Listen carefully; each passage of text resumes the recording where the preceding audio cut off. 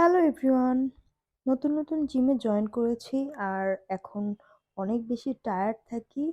তো late night party করা আসলে তেমন একটা হয় না। ওই দিন জিম করে আসার পর শরীর অনেক বেশি টায়ার্ড ছিল আর আমার কাজিন খুব রিকোয়েস্ট করতেছিল চল একটু বাইরে ঘুরে আসি।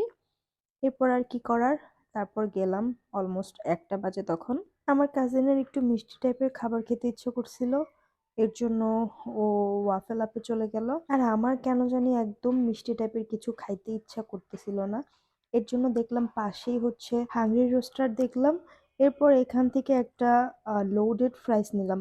বিলিভ মি, এত জঘন্য ফ্রাইজ আমি আর কখনো খাইনি। খাবারটা পেয়ে একদম মেজাজটাই খারাপ হয়ে গেছিল। এর থেকে খালি কয়টা যদি আলু ভেজে দিত তাও মজা করে খাইতে পারতাম, কিন্তু এটা কি দিছে ভাই, কি মশলা মাখাইছে এটা, এত বিচ্ছির লাগছে খাইতে। যাই হোক, শরীরের সাথে সাথে মনটাও খারাপ করে চলে আসলাম।